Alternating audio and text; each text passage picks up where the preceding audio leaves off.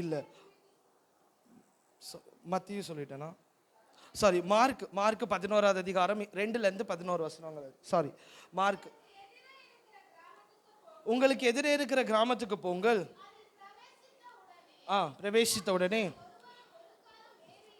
மனுஷர் ஒருவரும் ஒரு காலும் ஏறியிராத ஒரு கழுதை குட்டி கட்டி இருக்க காண்பீர்கள், அதை அவிழ்த்து கொண்டு வாருங்கள். இதுதான் நம்மளோட செய்தியின் தலைப்பு. கழுதை குட்டி கட்டி இருக்க காண்பீர்கள், அதை அவிழ்த்து கொண்டு வாருங்கள். அவிழ்க்கப்பட்ட கழுதை குட்டி. சரியா? இதுதான் நம்மளோட செய்தியின் தலைப்பு. தொடர்ந்து வாசிக்கலாம். கேட்டால் இது ஆண்டவருக்கு வேண்டும் என்று சொல்லுங்கள்.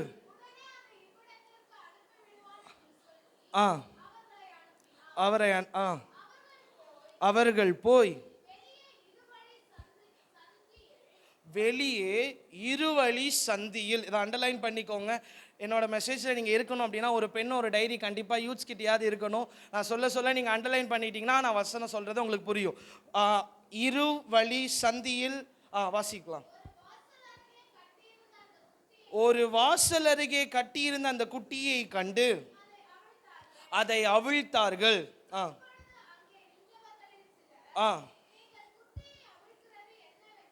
நீங்கள் குட்டியை அவிழ்க்கிறது என்னவென்றார்கள். அந்த வேர்டையும் அண்டர்லைன் பண்ணிக்கோங்க. குட்டியை அவிழ்க்கிறது என்னவென்றார்கள். நம்ம ஏற்கனவே ஒன்று சொன்னேன், இருவழி சந்தியில் அப்படின்றத லைன் மார்க் பண்ணிக்கோங்க. குட்டியை அவிழ்க்கிறதை அப்படின்றத அந்த லைனை என்ன பண்ணுங்க, மார்க் பண்ணிக்கோங்க. இதில் கர்த்தர் சொல்லுகிறார், போங்கப்பா, ஒரு அந்த நகரத்துக்குள்ளே போங்க. நீங்கள் அங்கே போகும்போது ஒரு இருவழி சந்தியின் அருகே ஒரு குட்டி என்ன பண்ணப்பட்டிருக்கும், கழுதை குட்டி கட்டப்பட்டிருக்கும். அந்த குட்டியை என்ன பண்ணுங்க, அவிழ்த்து கொண்டு வாருங்க. மத்தேயுவில் நீங்கள் வாசித்தீங்கன்னா 2 கழுதை இருக்கும். பெரிய கழுதை, சின்ன கழுதை. இன்னைக்கு கழுதையிலே போகும். சாரி, சரியா? சிரிக்க மாட்டேன்றீங்களே, எதாவது சொல்லலான்னு பார்த்தா டஃப்பாக இருக்கீங்களே. இன்னைக்கு கழுதையிலே தான் போகும், அதனால் கொஞ்சம் அட்ஜஸ்ட் பண்ணிக்கோங்க. நான் திட்டுறேன்னு நினச்சிக்க வேண்டாம், சரிங்களா? மத்தேயுவில் பார்த்தீங்கன்னா 2 கழுதை குட்டி, பெரிய கழுதை ஒன்று இருக்கும், கழுதை குட்டி ஒன்று இருக்கும். ஆனால் மார்க்கு, லூக்கா, யோவான் இந்த 3த்துலேயும் நீங்கள் வாசிச்சிங்கன்னா மார்க்கில் 11வது அதிகாரத்தில் இருக்குது, லூக்காவில் 19வது அதிகாரத்தில் இருக்குது, யோவானில் 12வது அதிகாரத்தில் இருக்குது. இல்லை எல்லாத்துலேயும் நீங்கள் வாசிச்சிங்கன்னா கழுதை குட்டி மாத்திரம்தான் இருக்குது. ஒரே ஒரு கழுதை குட்டி மாத்திரம்தான் இருக்கும். அந்த கழுதை குட்டி அவுத்து கொண்டு வாங்க அப்படின்னு சொல்கிறார். இதோட முதல் வசனத்தை வாசிக்கலாம். ஒரு சின்ன எக்ஸ்பிளனேஷன் கொடுக்குறேன். 11வது அதிகாரம் முதல் வசனம் வாசிச்சிங்கன்னா, அவர்கள் எருசலேமுக்கு சமீபமாய் சேர்ந்து இயேசு எங்கே போகிறார், எருசலேமுக்கு போகிறார்.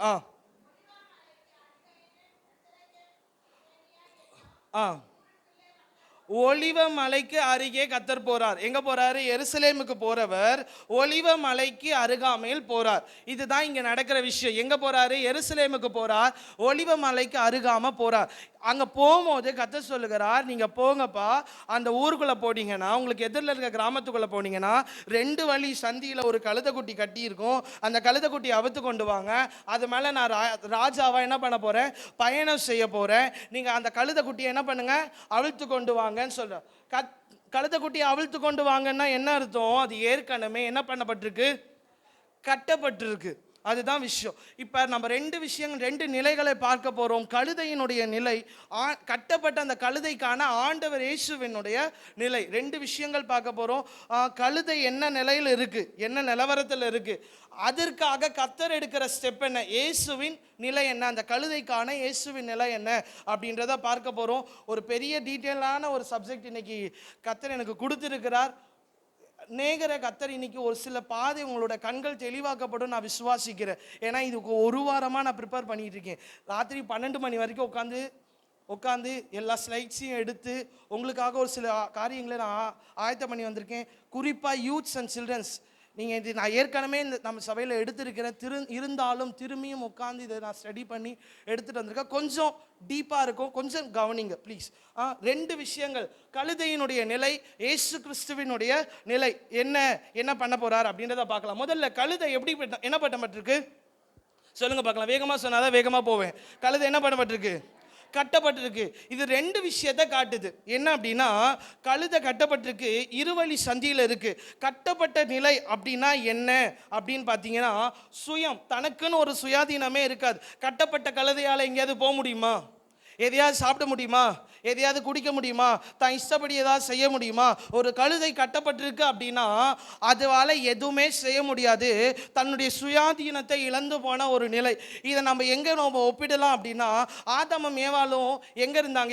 ஏதேன் தோட்டத்தில் இருக்கும் போது அந்த பழத்தை சாப்பிட்டு அதுக்கப்புறம் அவங்களால செய்ய முடிஞ்சுதா? தோட்டத்துக்குள்ளே இருக்க முடிஞ்சுதா? இதுக்கு முன்னாடி வாழ்ந்த வாழ்க்கையை வாழ முடிஞ்சுதா? ஒரு கட்டப்பட்ட நிலைக்குள்ளாக வந்தார்கள். அதுபோல தான் இந்த கழுதையும் ஒரு கட்டப்பட்ட நிலையில் இருக்கு. தன்னுடைய சுயாதீனத்தை தன்னால என்ன செய்ய முடியுமோ அதை செய்ய முடியாத ஒரு நிலையில இந்த கழுதை இருக்கு. லூக்கா 19வது அதிகாரம் 33வது வசனத்தை வாசிக்கலாமா? லூக்கா 19வது அதிகாரம் 33 சத்தமா.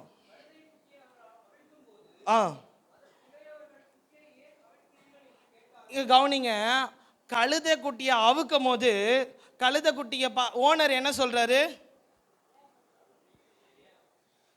கழுதை குட்டின்னு ஓனர் என்ன சொல்றாங்கப்பா?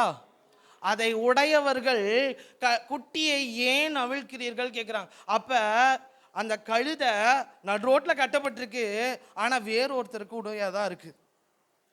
கவனிங்க, நம்மளோட வாழ்க்கை கர்த்தர் சுயாதீனமாக ஏதேன் தோட்டத்தில் நல்ல ஜாலியாக ஃப்ரீடமாக எல்லா அதிகாரத்தையும் கொடுத்து வைத்திருந்தார்.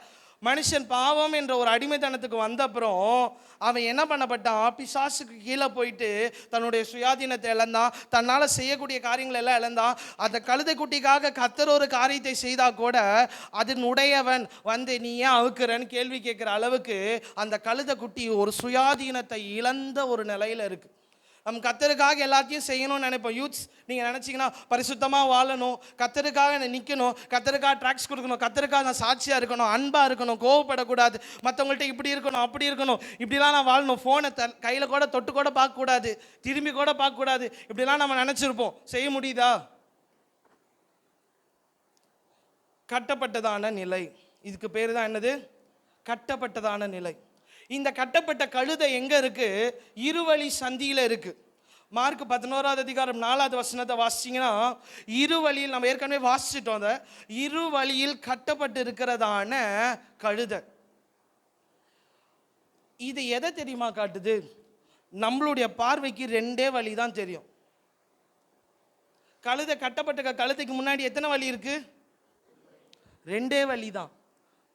நம்ம நினைப்போம் இந்த வழியில் போனால் நல்லா இருக்கும், இந்த வழியில் போனால் நமக்கு செட் ஆகாது, இதுதான் கர்த்தர் வச்சிருக்க பாதை, இப்படி தான் போகணும் போல, நம்மளை இப்படி தான் வச்சிருக்காரு போல.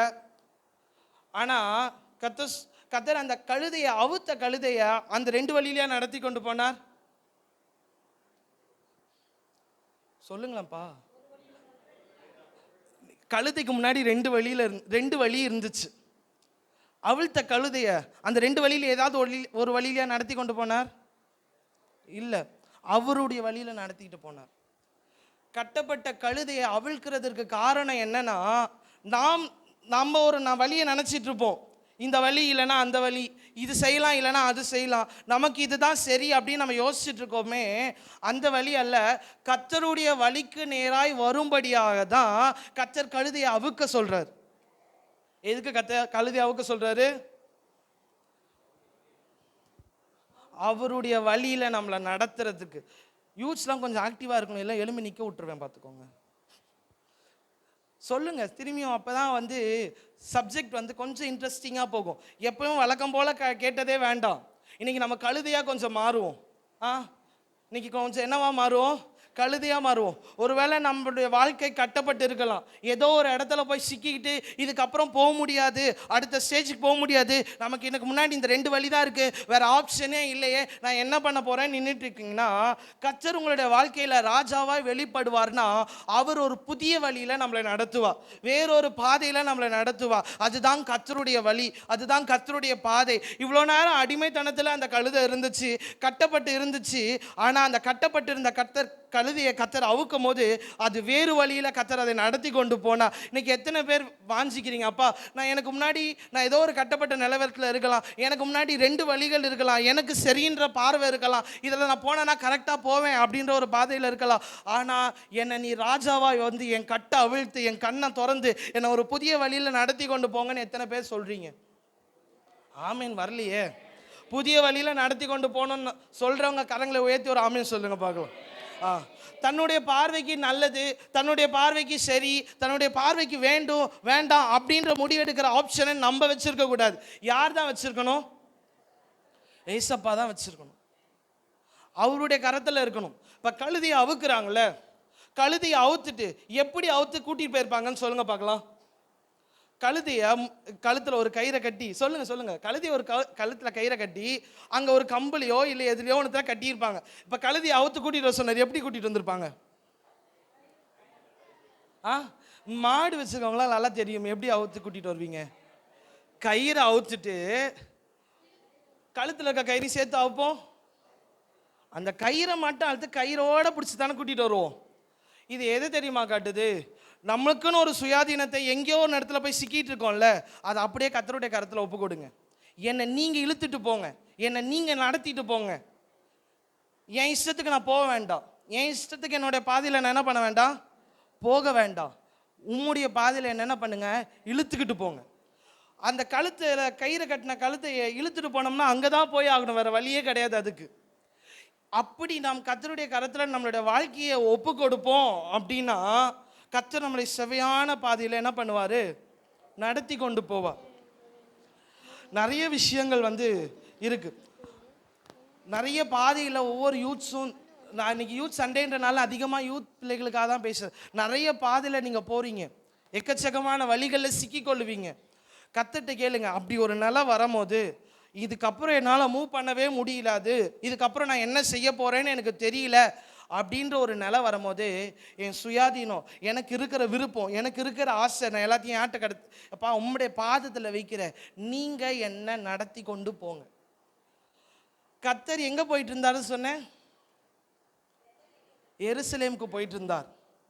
எங்கே போயிட்டு இருந்தார்? அருகான ஒலிவ மலைக்கு அருகான இடத்துல போய்கிட்டு இருந்தார். அவரால் நடந்த எருசலேமுக்குள்ளே போயிருக்க முடியும் தானே. ஆனால் கழுதையாகிய அந்த குட்டி என்ன பண்ணும், கர்த்தருக்கு வேணும்.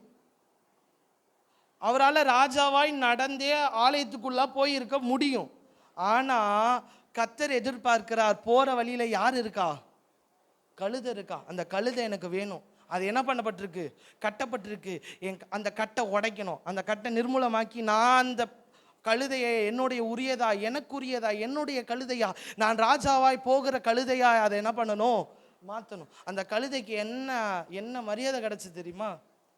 அதுக்கப்புறம் அந்த வசனங்கள்லாம் வாசிச்சிங்கன்னா அதுக்கு மேலே துணியை போடுறாங்க, கீழே துணியை பறக்கிறாங்க. இவ்வளோ நாள் கட்டப்பட்டு இருந்த கழுதை, இவ்வளோ நாள் என்ன பண்ண போகிறேன்னு தெரியாத கழுதை, எப்போ கர்த்தருடைய கையில் தன்னுடைய சுயாதீனத்தை கொடுத்துச்சோ, எப்போ கர்த்தருடைய கையில் தன்னுடைய எல்லா காரியத்தையும் கொடுத்து நீங்கள் இதுக்கப்புறம் நடத்திட்டு போங்க, நீங்கள் என் மேலே உட்காந்து சவாரி பண்ணிட்டு போங்க, எப்போ தன்னுடைய வாழ்க்கையை கர்த்தருக்கு கொடுத்துச்சோ, அதுக்கப்புறம் அதோட லைஃப் என்னவா மாறிச்சு? அது நினச்சி பார்க்க முடியாத அளவுக்கு மாறிடுச்சு. அது நினச்சி பார்க்க முடியாத அளவுக்கு மாறிடுச்சு. ஒருவேளை அந்த கழுதை குட்டி அவுத்துட்டு போகும்போது அந்த கழுதை குட்டி நினச்சிருக்கோம், இப்போ இவர் அடுத்து அவுத்துட்டு போகிறாரு, இவர் எங்கே போய் கட்டி வைக்க போகிறாரோ, எத்தனை பெரிய சுமையை வைக்க போகிறாரோ அப்படின்லாம் நினச்சிருக்கோம். எதுவாக இருந்தாலும் பரவாயில்ல, நான் அவருக்கு என்ன பண்ணுறேன், ஒப்பு கொடுக்குறேன். ஒரு சில நாய்க்குட்டியெல்லாம் வளர்த்ததுக்கப்புறம் கொஞ்சம் பெருசானதுக்கப்புறம் வேறு யார்ட்டையாவது கொடுத்து வாக்கிங் கூப்பிட்டு போக சொன்னீங்கன்னா போவே போகாது, ஓனர்கிட்ட மட்டும்தான் போகும். அது மாதிரி தான் அந்த எல்லா செல்லப்பிராணிகளும் அவங்களோட ஓனர்கிட்ட மட்டும்தான் இருக்கும், அது கூட்டிகிட்டு போனால் தான் போகிறோம். ஆனால் புது ஆள் திடீர்னு அந்த கழுதை குட்டி அவுத்து கூட்டிகிட்டு போகிறாங்க, அது என்ன பண்ணுது, பின்னாடியே போகுது. அதற்கு மேலே ஏற்றப்படுகிற சுமைக்கு அது ஒப்பு கொடுக்குது. கர்த்தருக்கு தன்னை ஒப்பு கொடுக்க அந்த கழுதையின் வாழ்க்கை என்னவா மாறுது, ஒரு ராஜாவினுடைய வாழ்க்கையாக மாறுது. இந்த குருத்தோலை ஞாயிறில் நீங்கள் யோசிங்க, என்னுடைய வாழ்க்கையை நான் யாருக்கு தரணும், ராஜாவுக்கு தரணும். ஏசு ராஜாக்கு என்னோட வாழ்க்கையை என்ன பண்ணணும், தரணும். நான் சும்மா சாதாரணமாக எப்பவும் போல வாழ்கிறவனா அல்ல, ராஜாவுடைய கழுதை குட்டியாக நான் இருக்கணும். நான் கழுதையாக இருந்தாலும் பரவாயில்ல, யாருடைய கழுதையாக இருக்கணும், ஏசு ராஜாவினுடைய கழுதையாக இருக்கணும். கழுதை குறித்ததான கர்த்தருடைய நிலை என்ன அப்படின்னு சொல்லி பார்க்கலாம். மார்க் 11:4 அதுல என்ன பண்றாரு? கர்த்தர் கழுதையை அவிழ்க்க சொல்லுகிறார், அதன் மேல ஏறுகிறார். என்ன பண்றாரு? கர்த்தர் கழுதைய சொல்லுங்க பார்க்கலாம். கர்த்தர் கழுதைய அவுக்க சொல்றாரு. அதுக்கப்புறம் என்ன பண்றாரு? அதுக்கு மேல ஏறுறாரு. இது எதுக்கு, ஏன் அப்படின்னு ஒரு கேள்வி இருக்குதானே. அவர் பாட்டு தானே போய்கிட்டு இருந்தார் எருசலேமுக்கு. நீங்கள் யோசிச்சு பார்த்துருக்கீங்களா? இந்த வசனத்தை படிக்கும் போது எப்பவும் போல படிக்காமல் இது யோசிச்சு பார்த்துருக்கேன். ஏன் கழுதை அவுக்க சொன்னார், ஏன் அதுக்கு மேலே ஏறுனார்னு என்னைக்காவது யோசிச்சிருக்கீங்களா? இல்லை இல்லை, இன்னைக்கு அதை யோசிச்சுப்போம். ஏன் கர்த்தர் கழுதை அவுக்க சொன்னார்னா, அது கட்டப்பட்டு இருக்கு, அது நிலை மோசமாக இருக்கு, அது எங்கேயோ சிக்கிட்டு இருக்குன்றத கர்த்தர் அறிந்திருக்கிறார். நம்மளை வாழ்க்கையை குறித்ததான டாப் டு பாட்டம் அவருக்கு என்ன பண்ணும் தெரியும். யாருக்குமே தெரியலையே, நான் இந்த சூழ்நிலை போயிட்டு இருக்கேனே, நான் இந்த இடத்துல மாட்டிக்கிட்டு இருக்கேனே, இப்படி இருக்கேன் வாழ்க்கை அப்படின்னு நீங்கள் நினைக்கிறீங்களா? இல்லை, கர்த்தர் எங்கேயோ போகிற ஒரு மாதிரி தான் இருக்கும். ஆனால் கர்த்தருடைய கண் யார் மேலே இருக்குது? கட்டப்பட்டிருக்க நம்ம மேலே தான் இருக்குது. இன்றைக்கி ஒருவேளை ஏதாவது ஒரு விஷயத்துலேருந்து ஒரு விடுதலையோ, ஏதாவது ஒரு விஷயத்துலேருந்து ஆசீர்வாதத்தையோ நீங்கள் பெறணும்னு நினச்சிங்கன்னா, இப்போ நான் சொல்லிக்கிட்டு இருக்கும் போதே இப்போயே அப்பா நான் கழுதையாக தான் இருக்கேன், எங்கேயோ கட்டப்பட்டு தான் இருக்கேன், என் நிலை கட்டப்பட்ட நிலையாக தான் இருக்கேன், என்னை விடுதலை ஆக்குங்க அப்படின்ற ஒரு ஜபத்தை நீங்கள் செஞ்சுக்கிட்டே வாங்க. அதனுடைய அந்த கழுதை என்ன பண்ணப்பட்டிருக்கு? ஒரு கொம்பில் கட்டப்பட்டிருக்கு. எதுவும் அதால் செய்ய முடியாது. அதனுடைய நிலையை கர்த்தர் நல்லா அறிஞ்சவர்னால தான் எங்கேயோ போயிட்டு இருந்தவர் அப்படியே ஒரு ஸ்டாப் பண்ணி எங்கே வராரு? எதிரில் இந்த ஊருக்குள்ளே வராரு. அடுத்தது அந்த கழுதையோட நிலை என்ன தெரியுமா? அதன் கண் மறைக்கப்பட்டிருக்கு. அதுக்கு முன்னாடி 2 வழி தான் இருக்கு, அப்படிதான் அது நினச்சிட்டு இருக்கு. ஆனால் கர்த்தருக்கு தெரியும் இது வேற வழியில் போகணும். இது இப்போ பார்த்துட்டு இருக்க வழி சரியான வழி இல்லை. அது 2 வழியை பார்த்துட்டு இருக்க, அந்த 2 வழியும் சரியான வழி கிடையாது. அதுக்கு வேறொரு வழியை வச்சிருக்கிறார். கர்த்தருக்கு தெரியும் நம்ம நினச்சிட்டு இருக்க வழி நம்முடையது அல்ல, நாம் பார்த்துக்கிட்டு இருக்க வழி நம்மளுடையது அல்ல. நம்முடைய கண்கள் மறைக்கப்பட்டிருக்கு. கர்த்தருக்கு தெரியும் நம்மளுடைய கண்ணை திறந்து ஒரு புதிய வழியை காட்ட யாரால மாத்திரம்தான் முடியும்? கர்த்தரால மாத்திரம்தான் முடியும். அதனால தான் கழுதையை கர்த்தர் என்ன பண்ண சொல்றார்? அவிழ்க்க சொல்றார். இன்னைக்கு நம்ம எத்தனை பேர் வாஞ்சிக்கிறீங்க, அப்பா ஒருவேளை என் கண்கள் கட்டப்பட்டு இருக்கலாம், கர்த்தர் என் கண்ணை என்ன பண்ணுங்க? அவிழுங்க, திறங்க. நீங்கள் என்ன பண்ணுங்க? என்னை ஒரு புதிய பாதையில் என்ன பண்ணுங்க? நடத்திக்கிட்டு போங்க. நேற்று ராத்திரி நாங்கள் ஜெபம் பண்ணிட்டு இருந்தோம். எனக்கு தெரிஞ்சு சரியாக இருக்கும்னா ஒரு 12 மணிக்கு திடீர்னு இந்த மெசேஜ் நான் ஒரு வாரத்துக்கு முன்னாடியே எடுத்தாச்சு, முடிச்சு வச்சுட்டேன். இதை குறித்த ஞாபகம் இல்லை. நேற்று ராத்திரி இதுக்காக தான் நாங்கள் ஜெபிச்சோம். திடீர்னு சொல்லிட்டு நான் சொன்னேன், இப்போ தான் என் கண்ணு திறந்துருக்கு போல, சரியான ப்ரேயர் பாயிண்ட்க்கு வந்திருக்கேன், வேணா சுதாகர்ட்டியும் அவங்க தம்பிக்கிட்ட கேட்டு பாருங்க. இப்படி தான் சொன்னேன் நான். நம்முடைய கண்கள் என்ன பண்ணப்படணும்? திறக்கப்படணும். அப்போ தான் காரியம் என்ன, நம்ம எந்த பாதையில் போயிட்டுருக்கோம், எதை நம்ம பார்த்துக்கிட்டு இருக்கோம், நம்ம சரியான பாதையில் இருக்கிறோமா, இல்லை கர்த்தருடைய பாதையில் இருக்கிறோமா, இல்லை நம்மளுடைய பார்வைக்கு போகிறதான பாதையில் நம்ம போயிட்டுருக்கோமா அப்படின்றது அப்போ தான் தெரியும். அந்த கண்களை கர்த்தர் திறக்கும்படியாக தான் கழுதை என்ன பண்ண சொல்கிறாரு? அவிழ்க்க சொல்லுகிறான். இன்னொரு விஷயம், அந்த கழுதை தவறான பாதையில் இருக்கு. என்ன பண்ணிட்டு இருக்கு? ஒரு தவறான பாதையில் இருக்கு. தவறான ஒரு புரிதல், தவறான ஒரு பார்வை. என்னோட வாழ்க்கை இப்படி தான் இருக்கும், என் வாழ்க்கை இப்படி தான் போகும், கர்த்தர் என் வாழ்க்கை இப்படி தான் வச்சிருக்கிறாரு. இல்லை, கர்த்தருடைய கர்த்தர் உங்களை குறித்ததான ஒரு பிளான் ரொம்ப டோட்டலாக டிஃப்ரெண்ட்டானது. அது வேறு வழியில் நடத்தக்கூடிய பாதை, அது வேறு மாதிரி இருக்கும். அது நீங்கள் நினச்சி பார்க்க முடியாத ஆசீர்வாதங்களை கொண்டு வருகிற பாதையாக இருக்கும். அதுக்கு நீங்கள் ஒப்பு கொடுக்கணுன்றதுக்காக தான் கர்த்தர் என்ன பண்ணுறாரு? கழுதையை அவுக்கிறார். இன்னைக்கு நீங்கள் அந்த பாதையில் நடக்க ஆயத்தமாக இருக்கீங்களா? ஒரு தவறான பாதையிலேருந்து நான் மாற்றிக்கிட்டு வரதுக்கு ஆயத்தமாக இருக்கீங்களா? குடிகாரன் எப்பா குடியை நிறுத்திட்டுனா என்ன பண்ணுவான்? என்ன சொல்லுவான்னு சொல்லுங்க பார்க்கலாம். ஒரு குடிகாரன் இருக்கான், அவனை குடியை நிறுத்திடுறா, இது சரியில்லைடான்னு சொன்னால் என்ன சொல்லுவான்? ஏன் நிலைமை எனக்கு தான் தெரியும், நீ வந்து பார்த்தா தானே தெரியும். அவனுடைய கண்கள் மறைக்கப்பட்டிருக்கு. அவன் குடிக்கிறதுனால அவனுடைய வாழ்க்கை எப்படி அழிஞ்சு போயிட்டு இருக்குன்றது அவன் அதாவது அவனால் அறிஞ்சு கொள்ள முடியாத ஒரு கண் மறைக்கப்பட்ட ஒரு தவறான பாதையில் இருக்கான், தவறான புரிதலில் இருக்கான். அவன் கர்த்தருக்குரிய வழி எப்படிப்பட்டதுன்றதா அவனால் என்ன பண்ண புரிஞ்சிக்க முடியாத ஒன்று தவறான ஒரு பாதையில், தவறான ஒரு புரிதலில் இருக்கிறான். அதனால தான் கர்த்தர் எங்கேயோ போயிட்டு இருந்தவர் நின்று கழுதையை அவுக்கும்படியாக சொல்லுகிறார். அடுத்தது, அதனுடைய கயிறு வேறொரு எஜமான்ட்ட இருக்கு. அதனுடைய கயிறு யார்கிட்ட இருக்கு? வேற ஒரு எஜமான்ட்ட இருக்கு. இந்த கழுத்தை குட்டி யாருக்கு வேணும்? ஏசப்பாக்கு வேணும். ஆனா அது யாரோ ஒருத்தர் வச்சிருக்காங்க. நம்மள யாரு ஆளுகை செஞ்சுக்கிட்டு இருக்கா? நம்ம எந்த இடத்துல எப்படி சரியா இருக்கிறோமா? நம்மள கர்த்தர் தான் ஆளுகை செய்கிறாரா, இல்லை நம்ம சுயத்துல நம்ம ஆளுகை செஞ்சுட்டு இருக்கோமா, இல்லை கையில வச்சிருக்கோமே ஃபோன் அது ஆளுகை செய்தா, இல்லை வேற ஏதோ ஒரு மனுஷன் ஆளுகை செய்கிறானா, வேற எதுக்கோ ஒன்றுத்துக்கு நம்ம அடிக்டா இருக்கிறோமா? இது இல்லைன்னா என்னோட வாழ்க்கையில வாழவே முடியாதுன்ற ஒரு நிலையில இருக்கிறோமா? நம்மளோட கயிறு யார்கிட்ட இருக்கு? இதுதான் நாம் இந்த கழுதையிலேருந்து யோசிக்கக்கூடிய விஷயம்.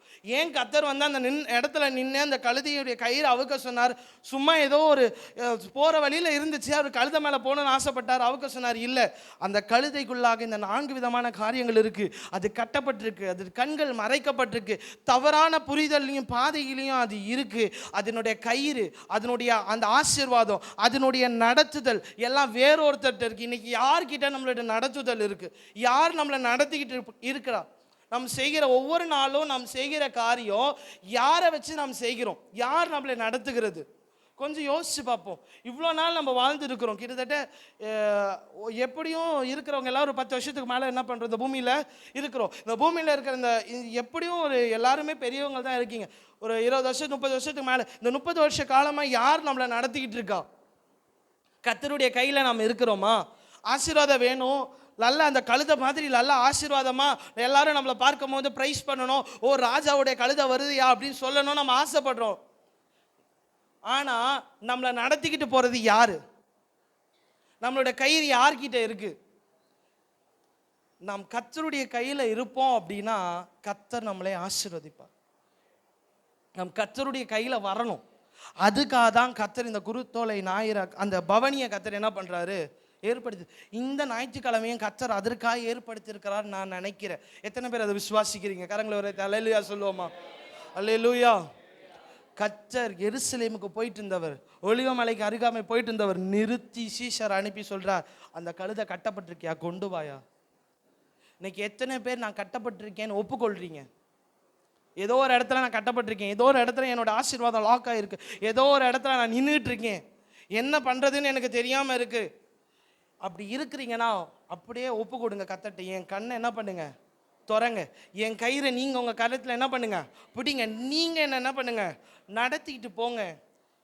இதுதான் வந்து நம்மளை வந்து சரியான பாதையில் சரி, ஏன் கர்த்தர் அவுக்க சொன்னாருன்னு பார்த்துட்டோம்.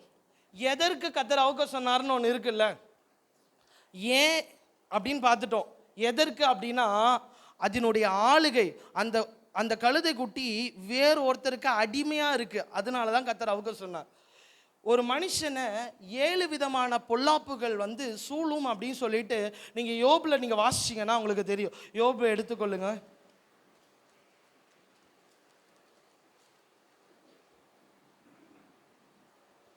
யோபு 5வது அதிகாரம் 19வது வசனத்தை வாசிச்சிங்கன்னா, ஒரு மனிதனுக்கு 7 விதமான இக்கட்டுகள் வரும் அப்படின்னு சொல்லப்பட்டிருக்கு. வாசிங்க. அந்த 6 இக்கட்டுகளுக்கு உம்மை நீங்களாக்குவார். 6 இக்கட்டுகளுக்கு உங்களை நீங்களாக்குவார். 7ஆவதிலும் பொல்லாப்பு உம்மை தொடாது. 7ஆவதிலும் பொல்லாப்பு உங்களை என்ன பண்ணாது, தொடாது. அது சொல்லுகிறார், 7 விதமான பொல்லாப்புகள் ஒரு மனுஷனை என்ன பண்ணும், தாக்கும். இந்த பூமியில் வாழ்ந்த இதுக்கு முன்னாடி வாழ்ந்த எல்லாரையுமே ஒரு 6 விதமான பொல்லாப்புகள் தாக்கிட்டு இருந்துச்சு. அதுக்கப்புறம் அந்த யோபில் சொல்றாரு 6 விதமான பொல்லாப்புகள். அதுக்கப்புறம் சொல்லிட்டு தான் 7வது பொல்லாப்பு ஒன்று என்ன பண்ணாது, அணுகாது. ஒரு மனுஷனுடைய வாழ்க்கையில் இதுவரைக்கும் அவன் பார்த்துட்டு இருந்தது 6 விதமான பொல்லாப்புகள் அவன் பார்த்துட்டு இருக்கான். நாம் இந்த நாளில் கடைசி நாட்களில் வாழ்ந்துட்டு இருக்கோமே, ஒரு 7வது ஒரு பொல்லாப்பும் இருக்கு. அந்த பொல்லாப்பு நம்மளை என்ன பண்ணக்கூடாது, ஆளுகை செய்யக்கூடாது, நம்மளை சேதப்படுத்தக்கூடாது, நம்ம அந்த இதற்கு நம்ம அடிமையாக்கப்படக்கூடாது. அப்படின்றதுக்காக தான் கர்த்தர் இந்த பாதையில் நம்ம நடத்திக்கிட்டு இருக்கார். நான் அப்படியே லைனாக சொல்கிறேன், நீங்க முடிஞ்சா வேகமா எழுதுறவங்க எழுதி கொள்ளுங்க. முதல் விஷயம், உங்களை வந்து துன்பப்படுத்துகிற காரியம் என்னன்னா அடிமைத்தனத்தின் ஆவி. ஒருத்தனை அடிமைப்படுத்துகிற ஆவி. இது எகிப்துல கிரியை செய்ததான ஆவி. 2வது விஷயம், பயம் காட்டி வேறொரு பாதையில நடத்திக்கிட்டு போகிற பொல்லாத ஆவி.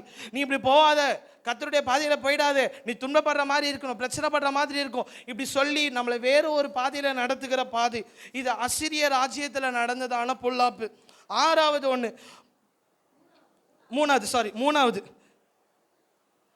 தவறான மாற்றத்தை உருவாக்கக்கூடியதான ஆவி. நம்ம வந்து எப்படி சொல்லலாம், இது இப்படி மாறிட்டோம்னா கரெக்டாக இருக்கும் அப்படின்னு சொல்லி நம்மளை வேறு விதமாக டைவர்ட் பண்ணுகிறதான ஒரு பொல்லாப்பு. நான்காவது அப்படி என்னன்னு பார்த்தீங்கன்னா, தேவனுடைய ஜனத்துக்கு விரோதமாய் செய்யப்படுகிறதான காரியங்கள். இது நீங்கள் தெரிஞ்சுக்கணுன்னா என்கிட்ட தனியாக வந்து கேளுங்க, நான் கடன்னு சொல்லி கொடுத்துறேன். நேரம் இல்லாதனால நான் வேகமாக போகிறேன். அஞ்சாவது ஒன்று இருக்குது, உலகத்தினுடைய ஞானம். இது ஒரு மனுஷனை சேதப்படுத்தும். உலகத்தினுடைய ஞானத்தை பெற்றதான ஒருத்தனுடைய நிலவரம் நம்மளோட பைபிளில் நம்ம நல்லா பார்க்குறோம். அவருடைய ஞானம் அவரை எங்கே கொண்டு போச்சு? பைத்தியக்காரனாக மாற்றுச்சு. யாருன்னு சொல்லுங்கள் பார்க்கலாம். கரெக்டா? சூப்பர். ஆறாவது ஒரு பொல்லாப்பு இருக்கு, அதுதான் உபத்திரவப்படுத்துகிறது. இப்ப ஏழாவது ஒரு பொல்லாப்பு வருகிறது, அதுதான் நம்மளை என்ன பண்ணக்கூடாது? சேதப்படுத்தக்கூடாது. ஆறு பொல்லாப்பும் நம்மளை இக்கட்டில் கத்தர் மாட்ட விட மாட்டார். ஏழாவது சேதப்படுத்தக்கூடாதுன்னு ஒரு எச்சரிப்பாய் தான் யோபுல சொல்லப்படு. ஏழாவது பொல்லாப்பு என்ன அப்படின்றத தான் நம்ம பார்க்க போறோம். இதே விஷயத்தை வெளிப்படுத்தல வேறு ஒரு விதமாக சொல்லப்பட்டிருக்கு. வெளிப்படுத்தல் 11வது அதிகாரம் 3வது வசனத்தையும் 9, 10 வசனங்களையும் நீங்க வாசிச்சீங்கன்னா அங்க சொல்லப்பட்டிருக்கு. வாசிங்க பார்க்கலாம். வஸ்திரம் முடித்தி கொண்டிருக்கிறவர்களாய் 17வது அதிகாரம் 3வது வசனமா? 17:3. ஆவிக்குள் என்னை வனாந்திரத்திற்கு கொண்டு போனார். அப்பொழுது 7 தலைகளும் 10 கொம்புகளையும் உடையதும் தூஷணமான நாமங்களால் நிறைந்ததுமான சிவப்பு நிறமுள்ள மிருகத்தின் மேல் ஒரு ஸ்திரீ ஏறி இருக்க கண்டேன். 9வது 10 வசனம் வாசிங்க. ஞானமுள்ள மனம் இதிலே விளங்கும். அந்த 7 தலைகளும் அந்த ஸ்திரீ உட்கார்ந்திருக்கிற 7 மலைகளாம். அவைகள் 7 ராஜாக்களாம். 7 மலைகளும் என்னது? 7 ராஜாக்கள். ஒரு மனுஷனை துண்டப்படுத்துகிற 7 விதமான ராஜாக்கள் வந்து அந்த மனுஷனை துண்டப்படுத்த கூடாது அப்படின்ற ஒரு காரணத்துக்காக தான் கழுதையா இருக்கிற நம்மளை என்ன பண்ணணும்னு நினைக்கிறாரு கத்தர். அந்த கழுதை என்ன பண்ணணும் அவுக்கணும்னு நினைக்கிற. பிபிடி போடுங்கப்பா.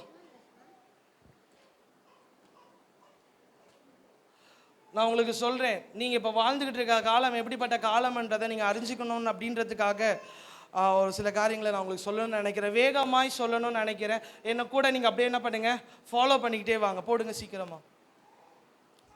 டிஸ்பிளே மாற்றுங்க. ப்ரெசன்ட்.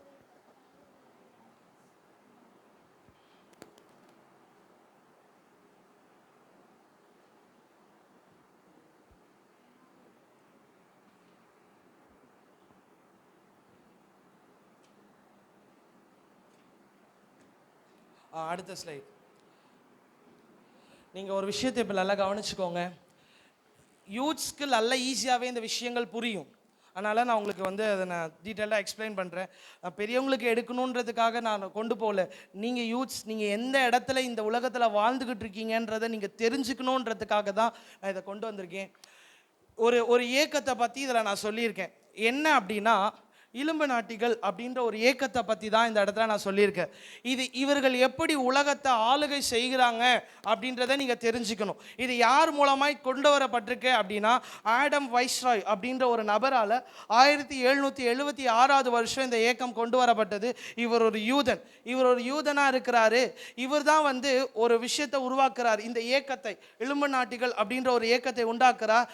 இதற்கு என்ன ஒரு காரணம், இந்த ஏக்கத்தை உருவாக்குறதுக்கு காரணம் என்ன அப்படின்னா, யுகங்களின் புதிய அப்படின்னு ஒரு அர்த்தம். அப்படின்னா என்ன அர்த்தம்னா, ஒரு புதிய உலகத்தை உண்டாக்கணும், ஒரு புது விதமான உலகத்தை உண்டாக்கணும். இது வரைக்கும் இருந்த உலகம் மாற்றப்பட்டு ஒரு புதிய உலகம் உண்டாகணும். இந்த உலகம் எல்லாமே நம்மளுடைய கண்ட்ரோலில் வரணும் அப்படின்றது தான் இந்த இயக்கத்துடைய நோக்கம். அடுத்த ஸ்லைட். என்னை கவனிச்சுட்டே இருங்கப்பா, அடுத்தடுத்த ஸ்லைட் போயிட்டே இருக்கணும். இவர்கள் எங்கெல்லாம் ஆளுகை செய்கிறாங்கன்னு பாருங்கள். இதுக்கு ஒரு நிமிஷம் அதுக்கு முன்னாடி ஸ்லைட் வாங்களேன். முன்னாடி ஸ்லைட் வாங்க. இவர்களோட சிம்பிள் என்ன அப்படின்னா, இதுதான் இவர்களோட சிம்பிள். நீங்கள் இப்போ நான் ஒரு விஷயத்த பண்ணுறேன், அதை நீங்கள் எனக்கு எங்கே பார்த்துருக்கீங்கன்னு சொல்லணும். சரியா? இது மாத்திரம் தெரியுதா உங்களுக்கு? இது மாத்திரம் மறைச்சிக்கோங்க. இந்த கீழே இருக்க பிரமிட் மட்டும் மறைச்சிட்டீங்கன்னா இந்த இடத்துல என்ன இருக்கு? இது எங்கே பார்த்துருக்கீங்க? நீங்கள் கரெக்டாக சொல்லணும். பார்த்துருந்தீங்கன்னா கரெக்டாக சொல்வீங்க. யார் அவங்களாம் பார்த்துருக்காங்கன்னு அர்த்தம். எங்கே பார்த்துருக்கீங்க? நான் சொல்ல வர்றதை பாருங்க. அடுத்தது போங்கப்பா. இவர்களுடைய சிம்பிள் இதுதான். இது எந்தோட பில்னா, அமெரிக்காவோட $1 பில். இதில் அவர்களுடைய சிம்பிள் இருக்கு. இவர்கள் உலகத்தையே கட்டுப்படுத்துகிறதான ஒரு அமைப்பா இருக்கிறாங்க. சரியா? அடுத்தது போங்க. அமெரிக்காவோட பணம் அவர்கள்ட்ட தான் இருக்கு. இது எல்லாமே அவர்களுடைய சிம்பிள்ஸ். இங்க காட்டுற எல்லா சிம்பிளுமே அவங்க என்னென்ன ஹேண்ட்ல சயின்ஸ் காட்டுறாங்களோ இது எல்லாமே அவர்களுடைய அடையாளங்கள். தங்களை இலுமினாட்டிகள், தங்களை அந்த ரகசிய அமைப்புக்குள்ளாக இருக்கிறோம் அப்படின்றத காட்டுகிறதற்காக இந்த மாதிரி அவர்கள் காட்டுகிறார்கள். யாரெல்லாம் காட்டுறாங்க பாருங்க. மேல இருக்கிறது டொனால்ட் ட்ரம்ப், கீழே இருக்கிறது யாருப்பா? தெரியாத மாதிரியே நடிப்பாங்கப்பா நம்ம ஆட்கள். அடுத்தது இது யாருன்னு தெரியல எனக்கு, நான் எடுக்கும் போது எடுத்து இது யாரு? இதுல இருக்கிறது எல்லாமே ஹாலிவுட் ஆக்டர்ஸ். கடைசியா ஒரு நபர் யார்? இவரு இறந்து போன போப். இவர்கள் வரைக்குமே யாருடைய கட்டுப்பாட்டில் இருக்காங்கன்னா அந்த அமைப்பினுடைய கட்டுப்பாட்டில் இருக்காங்க. இவர்கள் எல்லாருமே தலை சிறந்தவர்களா இருக்கிறாங்க. போப்பு கீழே தான் எல்லா கிறிஸ்துவ அமைப்புகளும் வருது அப்படின்னு சொல்றாங்க. அப்ப எல்லாத்தையும் ஆளுகை செய்யறது யார் தான்? ஒரு ரகசிய அமைப்பு தான் ஆளுகை செய்யுது. அடுத்த ஸ்லைட் போங்கப்பா. இவர்கள் மொத்தம் 13 ஃபேமிலிஸ் இருக்காங்க. இந்த நான் ஹைலைட் பண்ணியிருக்க பேரெல்லாம் மட்டும் நீங்க பார்த்துருக்கீங்களா பாருங்க. ராக்கஃபில்லர்ன்ற பேர் யாராவது கேள்விப்பட்டிருக்கீங்களா? ராக்கஃபில்லர்ன்ற பேர் எங்க இருக்குன்னா அமெரிக்காவில் போனீங்கன்னா ஒரு பெரிய ஒரு பில்டிங் இருக்கும். மெயின் பில்டிங் அதுதான் ராக்கஃபில்லர் பில்டிங். ஜான் எஃப் கெனடி யார் கேள்விப்பட்டிருக்கீங்க பேரு? ஜான் எஃப் கெனடி அமெரிக்காவோட பிரசிடென்ட். அவரும் இவர்கள் கீழே வரவர் தான். அடுத்த ஸ்லைட். ஃப்ரீமேன்ஸ் இதை ஞாபகம் வச்சுக்கோங்க. இது ஒரு இடத்துல இருக்கு, நம்ம சென்னையில் இருக்கு, நான் காட்டுறேன். இது ரெனால்ட்ஸ் எங்க இருக்கு?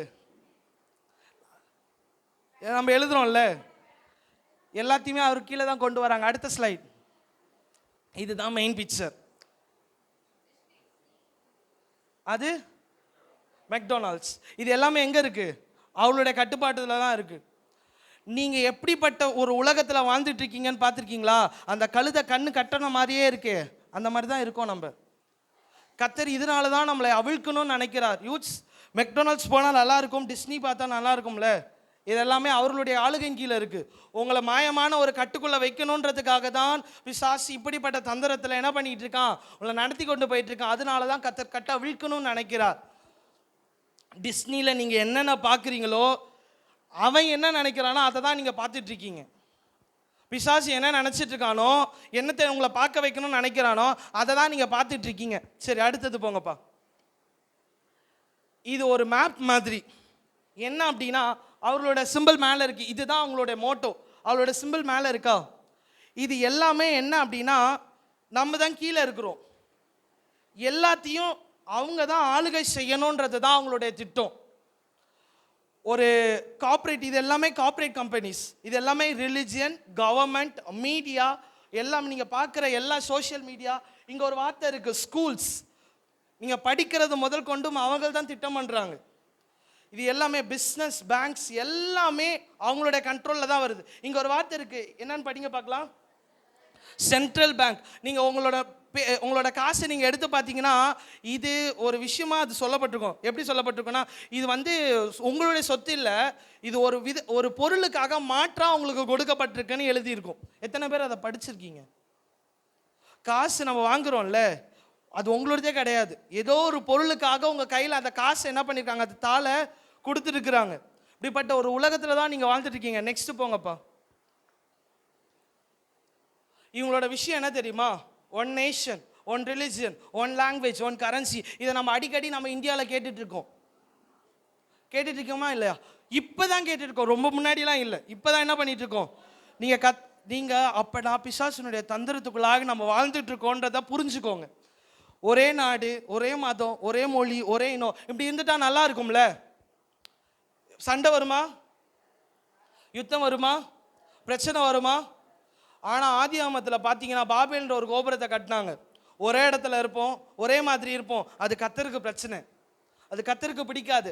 நீங்கள் இது இப்படி நல்லா இருக்குமே, என்ன ஒன்றுமே இல்லையா, பிரச்சனையே இல்லையா, நல்லா சந்தோஷமாக ஒன்றா இருக்கலாமே. கர்த்தர் எப்படி வச்சிருக்காரோ அப்படி தான் இருக்கணும். அதுதான் சொன்னேன், அந்த கழுதைக்கு முன்னாடி 2 வழி இருக்குது, அதுதான் கரெக்டுன்னு நினச்சிட்டு இருக்கோம். அது இல்லை, கர்த்தர் ஒரு புதிய பாதையை வச்சிருக்கார். அதனால தான் கர்த்தர் கழுதையை அவிழ்க்கணும்னு நினைக்கிறார். அடுத்தது போங்கப்பா. நீங்கள் ஃபுட் இண்டஸ்ட்ரி எது எடுத்தாலும் ஃபுட் இண்டஸ்ட்ரி எது எடுத்தாலும், எந்த ஃபுட்டு நீங்கள் எந்த சிப்ஸ் எது வாங்கினாலுமே இந்த இந்த கார்ப்பரேட் கம்பெனிஸ்குள்ளே மட்டும்தான் வரும்.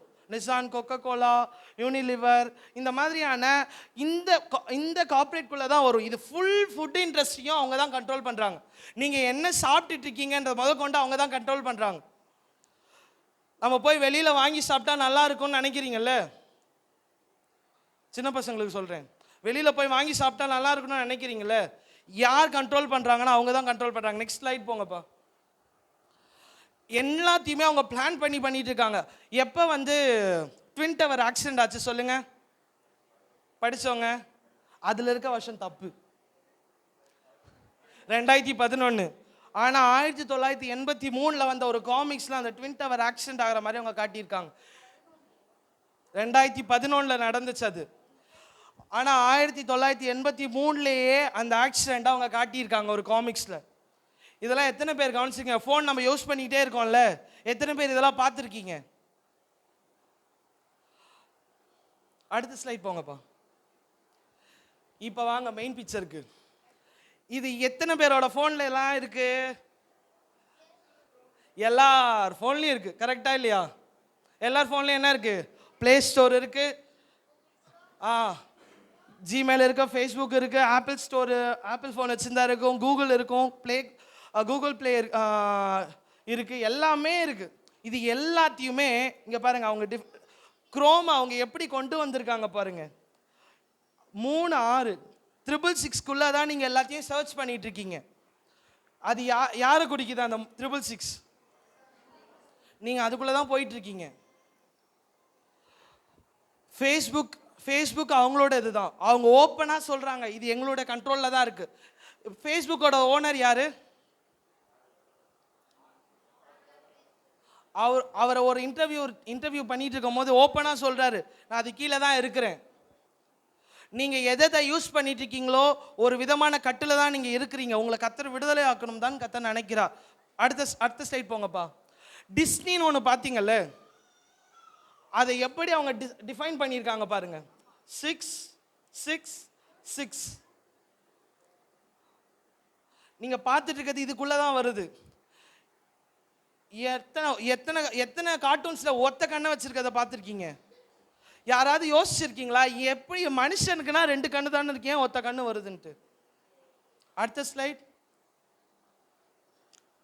டொனால்ட் ட்ரம்ப் 2015 தான் பிரசிடென்ட் ஆனார். ஆனால் 2000 காட்டின காமிக்ஸில் டொனால்ட் ட்ரம்ப்பை சொல்லியிருக்காங்க. நீங்கள் பார்த்துட்டு இருக்கீங்களே, இது எல்லாமே வந்து இவர்களுக்கு கீழே தான் வருது. நீங்கள் பார்த்துட்டு இருக்க குட்டி குட்டி கார்ட்டூன்ஸ், நான் இதுக்குள்ளே போய் சர்ச் பண்ணும்போது மிக்கி மவுஸ் கூட அதுக்குள்ளே தான் வருது, டாம் அண்ட் ஜெர்ரி கூட வருது. அடுத்த ஸ்லைடில் இருக்கும் போங்களேன். ஸ்பாஞ்ச் பாப் யாரெல்லாம் பார்த்துருக்கீங்க? நீங்கள் பிசாசை தான் பார்த்துட்டு இருக்கீங்க. அடுத்தது இதெல்லாம் யார் பார்த்துருக்காப்பா? யார் பார்த்துருக்கா? பிசாசை தான் பார்த்துட்டு இருக்கீங்க. நிக்லோடியன் யாரெல்லாம் பார்க்குறா? நிக்லோடியன் யாரெல்லாம் பார்த்துருக்கா? அதெல்லாம் நீங்கள் இதெல்லாம் ஏன் காட்டுறேன்? பெரியவங்களுக்கெல்லாம் பெரியவங்க நாங்கள் என்ன பொம்மை படமாக பார்த்துருக்கோம், சின்ன பசங்க இருக்காங்க. யாரை பார்த்துட்டு இருக்க நீ? சொல்லுங்களேன்ப்பா. பிசாசை தான் பார்த்துட்டு இருக்கோம். அடுத்தது Tom and Jerry. Tom and ஜெர்ரியில் பார்த்தீங்களா யார் இருக்கா? டாம் அண்ட் ஜெர்ரி ரொம்ப ஜாலியாக இருக்கும்ல. இதுக்கப்புறம் பார்ப்பீங்களா? சின்ன பசங்கள்கிட்ட கேட்குறேன், பார்ப்பீங்களாப்பா? பார்த்தீங்கன்னா எனக்கு தெரியாதுப்பா. நீங்கள் யாரை பார்த்துட்டு இருக்கீங்க? பிசாசை பார்த்துட்டு இருக்கீங்க. அடுத்தது போங்களேன். இதெல்லாம் யாருக்கு ரொம்ப பிடிக்கும்? இது யாருக்கு ரொம்ப பிடிக்கும்? பிசாசோட சிம்பிள் தான் அதில் இருக்கு. நீங்கள் அதை தான் சாப்பிட்டுட்டு இருக்கீங்க. எந்தெந்த இடத்துல ஆளுகை செஞ்சுட்டு, நான் சொன்னேன்ல உங்கள் கண்ணு கட்டப்பட்டிருக்குன்ட்டு. பாருங்க, உங்களோட கண்கள் கட்டப்பட்டிருக்கு. இன்னொன்று நான் படிக்கும் போது கவனிச்சு, இதில் நான் போட்டிருக்கேன், யாராவது அப்படியே நீங்கள் கடகடன்னு படிச்சு என்ன இருக்குன்னு பாருங்க, சொல்லுங்க பார்க்கலாம். கடகடன்னு சொல்லுங்களேன் யாராவது ஒருத்தர்.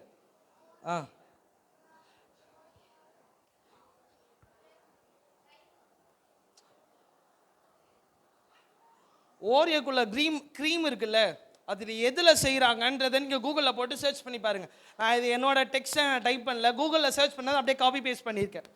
என்ன சொல்கிறாங்கன்னா, இது ஒரு டெய்ரி கூட்ஸ் தான், டெய்ரி ஃப்ரீ மிக்ஸ் அதாவது ஒரு நான் டெய்ரி குட்ஸ். டெய்ரி குட்ஸ்னா பால் சம்மந்தப்பட்டது தான் டெய்ரி குட்ஸ். நம்ம நினச்சிட்டு இருக்கோம் உள்ளே இருக்க க்ரீம் மில்க்லேருந்து செஞ்சுட்டு இருக்காங்க, கிடையாது. அது ஒரு விதமான லூப்ரிகேஷன் அப்படின்னு சொல்லுவாங்க. லூப்ரிகேஷன்னா நம்ம கிரீஸ் தான் போடுறோம்ல, அதுக்கு பேர் தான் லூப்ரிகேஷன். ஒரு விதமான எண்ணெய், அதை தான் அதை உள்ள வச்சு எல்லாருக்கும் என்ன பண்ணிட்டு இருக்காங்க, அது எப்படி சொல்லுவாங்க, ட்விஸ்ட், லிக், அப்புறம் என்னது வரும், டிப், அப்புறம் என்ன பண்ணு சாப்பிடு. எதை சாப்பிட்டுட்டு இருக்கோம், அவன் உங்களை அழிக்கும்படியாய் தந்திரமாக கிரியை செஞ்சுட்டு இருக்கான், அதை தான் சாப்பிட்டுட்டு இருக்கோம். நம்ம நல்லதுன்னு எதெல்லாம் நீங்கள் நினச்சிட்டு இருக்கீங்க, உங்கள் கண்ணு கட்டப்பட்டிருக்கு, அதுக்கு தான் கர்த்தருடைய ஆளுகை கீழே நீங்கள் வாங்க அப்படின்னு சொல்லிட்டு அடுத்தது போங்கப்பா. இதெல்லாம் யார் செல்ஃபியில் காட்டுறது, இதெல்லாம் யார் காட்டுறீங்க, சின்ன பசங்க, யூத்ஸு செல்ஃபியில் இப்படி கண்ணெல்லாம் வச்சு நல்லா காட்டுறீங்கல்ல, இது எல்லாமே டைரக்டாக சாட்டனிக்கோட சிம்பிள்ஸோட ரிலேட் ஆகிருக்கு. செல்ஃபி எடுக்க வேண்டாம் வேண்டாம் ஏன் சொல்கிறோம், ஏன் நீங்கள் ஃபோர்ஸ் தான் கொடுக்காதீங்க ஏன் சொல்கிறோம், எல்லாத்துக்கும் பின்னாடியும் பிசாசினுடைய ஆளுகை இருக்குங்க. எதையும் நான் இது எல்லாமே கூகுள்லேருந்து எடுத்தது தான். நீங்கள் எந்த இடத்துல இருக்கிறீங்க யூத்ஸ், உங்கள் கண் இன்னைக்கு திறக்கப்படட்டும் நான் கர்த்தர்கிட்ட ஜெபிக்கிறேன். ஏன்னா நம்ம எந்த இடத்துல வாழ்ந்துகிட்டு இருக்கோம், ஒரு விதமான மோசமான ஒரு உலகத்தில் இருந்துட்டு இருக்கோம். கர்த்தர் அதனால தான் நம்மளோட கட்டை அவிழ்க்கணும்னு நினைக்கிறா. எத்தனை பேர் சும்மா ஜாலியாக இதை மாதிரி காட்டிக்கிட்டு இருக்கோம். ஒரு ஃபோட்டோ தானே, ஒரு கிளிக் தானே, பிசாசுக்குள்ளே போயிட்டு இருக்கீங்கன்னு அர்த்தம். உங்களுக்கே தெரியாமல் அவனுடைய ஆளுகையை உங்கள் மேலே கூப்பிட்டு இருக்கீங்கன்னு அர்த்தம். அடுத்த ஸ்லைட். இதுதான் நான் முன்னாடி சொன்னது. சரி இப்போ வாங்களேன், இது யாருப்பா, நான் சொல்ல மாட்டேன், ரெக்கார்ட் ஆகிட்டு இருக்கு. ஓகேவா, யாருக்குள்ள தான் இருக்காங்க, நீங்க பார்க்குற மீடியா யார்கிட்ட இருக்கு, பிசாசோட கருத்துல இருக்கு.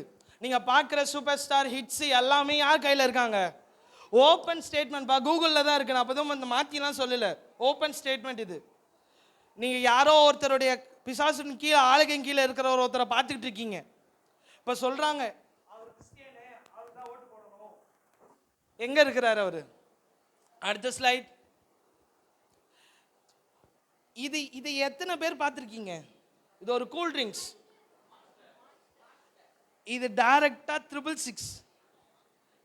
இது இப்படி, இது 6, அதாவது ஹீப்ரூவில் 6 இப்படி தான் போடுவாங்க, 3 6 666. ஒவ்வொரு ஃபுட்டுலையும் ஒவ்வொரு விஷயத்துலையும் பிசாசு தன்னுடைய ஆளுகையை வச்சுக்கிட்டு இருக்கான். இது என்ன தெரியுமா, ஷூக்குள்ள என்ன இருக்கும், அதை பற்றி யாராவது பார்த்துருக்கீங்களா? அந்த ஷூவில் என்ன இருக்குன்னா ஹியூமன் பிளட், ஒரு மனுஷனுடைய ரத்தம் இருக்கு. ஆன்லைனில் சேல் பண்ணிக்கிட்டு இருக்காங்க. இது எத்தனை ஷூஸ் தெரியுமா சேல் பண்ணாங்க, 666 ஷூஸ் தான் சேல் பண்ணாங்க, அத்தனை தான் ஸ்டாக்கு. ஒவ்வொரு ப்ராடக்ட்லையும் பிசாசு தன்னுடைய ஆளுகையை வச்சுக்கிட்டு இருக்கான். அடுத்த ஸ்லைட். இது நான் ரொம்ப உங்களுக்கு இது இல்லாமல் விற்கவும் வாங்கவும் கூடாதபடி செய்தது அப்படின்னு ஒரு வசனத்தை வாசிச்சோம்ல, என்ன வசனம் அது, மிருகத்தின் முத்திரை இல்லாமல் ஒருவரும் விற்கவும் வாங்கவும் முடியாது. இந்த பார்கோட் இல்லாத ஏதாவது ஒரு ப்ராடக்ட் நீங்கள் எடுத்து காட்டுங்க பார்க்கலாம். இப்போ சூப்பர் மார்க்கெட்டில் சாதாரண பொருளுக்கானாலும் பார்கோட் ஒட்டி தான் கொடுக்குறோம். இந்த லென்த்தான கோடு இருக்குல்ல, இதுதான், இந்த கோடை நீங்கள் கம்ப்யூட்டரில் ஸ்கேன் பண்ணிங்கன்னா 666 தான் ஸ்கேன் ஆகும். இது ஏதோ கோஇன்சிடெண்ட்டாக வரல, இது பிளான்டு, கர்த்தருடைய இன்சிடென்ட். இது நீங்கள் அதுக்குள்ளெல்லாம் வந்துட்டு இருக்கீங்க. நீங்கள் வாழ்ந்துட்டு இருக்க உலகம் ரொம்ப மோசமான உலகம். கீழே நீங்கள் பார்க்குறீங்களே, இது என்ன, இதை பற்றி யாருக்காவது தெரியுமா? இதுக்கு பேர் பயோசிப். பிசாசனுடைய முத்திரையை போடும்படியாக ஆயத்தங்கள் எப்பயோ நடந்துருச்சு. இந்த மாதிரி லட்சக்கணக்கான பயோசிப் இருக்குது.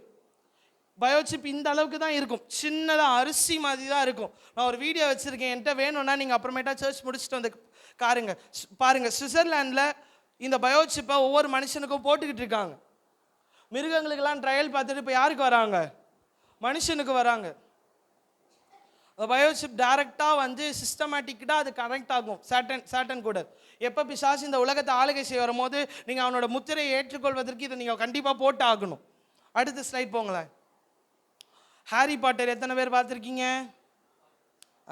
பார்த்துருக்கீங்களே, அது டைரக்டாகவே சொல்கிறாங்க, விச்சஸ் தான். யாருன்னா விச்சஸ்னா சூனியக்காரங்க எடுத்த படம் அது ஹாரி பாட்டர்.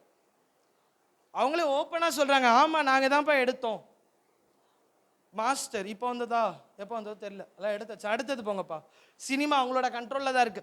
ஏன்னா இது நம்ம நினைக்கிறோம் யோகா நம்ம சர்ச்சில் யாரும் போகலைன்னு நினைக்கிறேன். கரெக்டா? யார் போறா? பாருங்க, இப்போ வாங்க மாட்டினீங்களா என்கிட்ட? ஒருத்தர் மாட்டினாங்க. Yoga is satanic worship. பிசாசை வர்ஷிப் பண்ணிட்டு இருக்கீங்க யோகாவுக்கு போனா. எனக்கு தெரியாதுப்பா, கூகுளில் இருக்கு. யோகா ஏதோ நல்லா உடம்புக்கு சூப்பர் நல்லா இருக்கும், ஸ்ட்ரென்த்தாக இருக்கும். சாட்டனை வர்ஷிப் பண்ணிட்டு இருக்கீங்க. அவங்க 5th stage, 6th stage, 7th ஸ்டேஜ்னு ஒரு முக்கியமான ஸ்டேஜ் இருக்கும். 5th ஸ்டேஜில் உங்களோட போனோட அந்த ஸ்பைனல் கார்டோட லாஸ்ட் போன் ஆக்டிவேட் ஆகும்னு சொல்லுவாங்க. 6th ஸ்டேஜில் அங்கே இருக்கிற போனில் இருக்க ஒரு என்ன ஒன்று வரும், என்னமோ சொன்னாங்களே, ஆக்சுவலாக அங்கே ஒரு சர்பன் ஸ்பிரிட் இருக்குமா, அது ஆக்டிவேட் ஆகும். அது ஆக்டிவேட் ஆன 7th ஸ்டேஜ் என்னன்னா உங்களோட கண்ணு திறக்குமா. என்ன கண்ணு? ஞானக்கண். ஞானக்கண் எதுக்கு? கர்த்தர் தான் நமக்கு ஞானமா இருக்கிறாரு. சத்துரு எப்படிலாம் நம்ம சர்ச்சிலே பிடிச்சி வச்சிருக்கான் போலையா. இன்னைக்கு கர்த்தர் கட்டெல்லாம் என்ன பண்ணட்டும், உடைக்கிட்டோம். இதுக்கப்புறமா போவாதீங்க.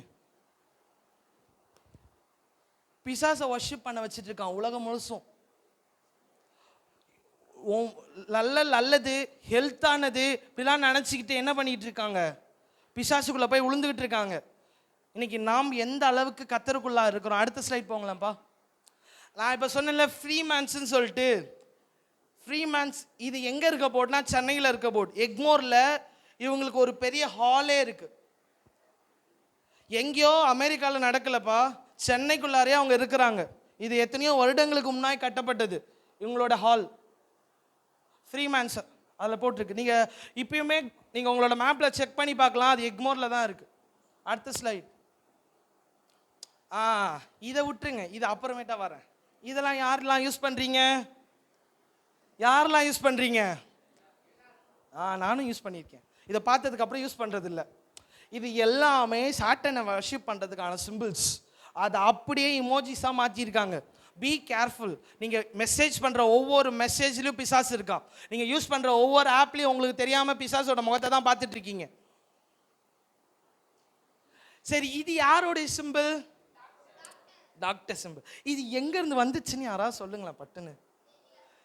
ஏப்பா பைபிள் இருக்குப்பா. சித்தி நீங்க சொல்லாதீங்க சித்தி, கவலை இருக்க முடிச்சிருவீங்க போல சீக்கிரமா. எங்க இருக்கு சொல்லுங்க? பைபிள்ல ஒரு இடத்துல இருக்கு. அப்படிதானே நினைச்சிட்டு இருக்கீங்க? அடுத்த ஸ்லைட் போடுங்க. இது பிசாசோட போட்டோ. அங்க இருக்கிறது தான் இது. நீங்க ஒவ்வொரு முறையும் டாக்டர் கிட்ட போயிட்டு வர போதெல்லாம் பிசாசு கிட்ட போயிட்டு வர மாதிரி தான். கொஞ்சம் உஷாராக தான் போகணும். இது பில் கேட்ஸோட ஸ்டேட்மெண்ட். என்ன ஸ்டேட்மெண்ட் தெரியுமா? India is a kind of laboratory to try things. நம்ம இந்தியாவை ஒரு லேப் மாதிரி வச்சுருக்காங்களாம். அவன் கண்டுபிடிக்கிற புது மெடிசனை கொண்டு வந்து போடுறதுக்கு, அவன் கண்டுபிடிக்கிற ஃப்ரூட்ஸ், அவன் கண்டுபிடிக்கிற அரிசி, அவன் கண்டுபிடிக்கிற வெஜிடபிள்ஸ், அவன் கண்டுபிடிக்கிற அந்த என்ன சொல்ற பிஸ்கெட்ஸு எல்லாத்தையும் கொண்டு வந்து ட்ரை பண்ணுற ஒரு லெபார்டரி மாதிரி, ஒரு எலி மாதிரி நம்மளை வச்சுருக்காங்களாம். இது பில் கேட்ஸோட ஓப்பன் ஸ்டேட்மெண்ட். நம்ம எந்த இடத்துல இருக்கிறோன்னு யோசிச்சு பாருங்க. இன்னைக்கு நம்ம கழுத மாதிரி நம்ம கண்கள் கட்டப்பட்டிருக்கா? அடுத்த ஸ்லைட் போங்கப்பா. அடுத்தது ஓவரா? சரி, க்ளோஸ் பண்ணிடுங்க. இப்ப தெரியுதா ஏன் கழுதையோட கண்கள் திறக்கப்படணும்ட்டு? இன்னும் நிறைய இருக்கு என்கிட்ட, போதும்ட்டு வச்சுட்டேன். இன்னும் ஒரு சில விஷயங்கள் எல்லாம் உங்கள்கிட்ட ஓப்பனாக சொன்னேன்னு வச்சுக்கோங்களேன், ரொம்ப மோசமான நிலத்தில் இருக்கீங்க. சோதோம் குமரா போல இருக்கும், அப்புறம் எது போல இருக்கும்னு சொல்லியிருக்காரு கர்த்தர். ரெண்டு மாதிரி கடைசி நாட்களில் இருக்கும்னு கர்த்தர் சொன்னார். எந்தெந்த மாதிரி தெரியுமா? நோவின் நாட்களில் நடந்தது போல இருக்கும், சோதோம் குமாராவை போல என்ன பண்ணோம் இருக்கும். ரொம்ப கொடூரமான பாவங்கள் நடந்துகிட்டு இருக்கு பூமியில். ரத்தத்தை உறிந்து குடிக்கிறவங்க மாம்சத்தை, அதாவது எப்படி சொல்றது, ஹியூமன் ஃப்ளெஷ்ஷை எடுத்து சாப்பிட்டுக்கிட்டு இருக்காங்க, ஓப்பனாக சாப்பிட்டுக்கிட்டு இருக்காங்க. மனுஷ கறியை அப்படியே, நான் ஒரு வீடியோ பார்த்தேன், ஒரு மனுஷனை ஓவனுக்குள்ளார அப்படியே தள்ளி, உயிரோட தள்ளி அப்படியே சூடு பண்ணி அப்படியே கறியை எடுத்து சாப்பிட்டுக்கிட்டு இருக்காங்க. மனுஷனுடைய வாழ்க்கையை ரொம்ப மோசமான நிலத்தில் இருக்கு. இன்னைக்கு நானும் நீங்களும் எந்த இடத்துல இருக்கிறோம்? கர்த்தர் ஏன் எங்கேயோ போயிட்டு இருக்கவர் நம்மளை தேடி வந்திருக்கிறார். காரணம் என்ன தெரியுமா? இந்த மாதிரி ஒரு மோசமான உலகத்தில் இருக்கிறோம். கர்த்தர் நம்மளை பரலோகத்துக்கு கொண்டு போகணும்னு நினைக்கிறார். கர்த்தர் எங்கே போயிட்டு இருந்தாருன்னு ஃபர்ஸ்ட் சொன்னேன்னா, எருசலேமுக்கும் ஒலிவ மலைக்கும் போயிட்டு இருந்தார். ஒலிவ மலைக்கு எப்போ தெரியுமா கர்த்தர் வருவார்? வசனம் இருக்கு. அவர் சகரியா 11ஆவது அதிகாரம் 3-4 வசனத்தில் வாசிச்சிங்கன்னா, கடைசி நாளில் ஒலிவ மலைக்கு வந்து இறங்குவார் அப்படின்னு வசனம் இருக்கு. எப்போ பகிரங்க வருகை அது காட்டுது. பகிரங்க வருகைக்கு முன்னாடி ஒரு வருகை இருக்குது, அதுக்கு பேர் தான் ரகசிய வருகை.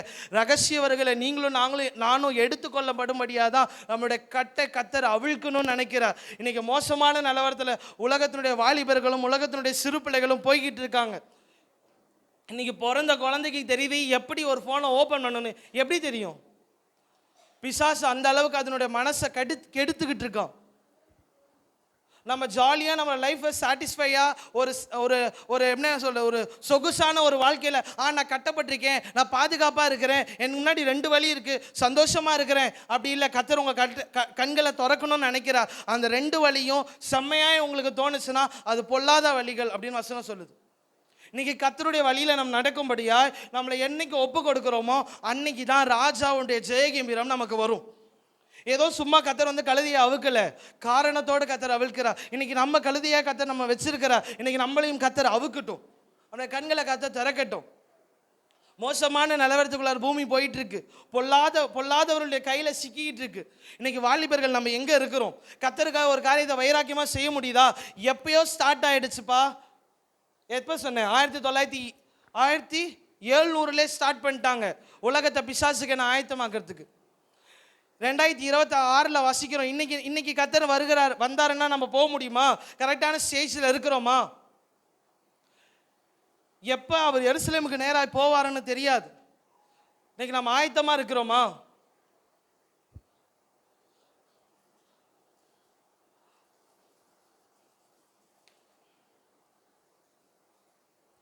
ஏசப்பாவோட வருகையில் நம்ம கைவிடப்பட்டுட்டோம் அப்படின்னு வச்சுக்கோங்களேன், நம்மளை பார்த்து வேதம் சொல்லுது ஐயோ ஐயோ அப்படின்ட்டு.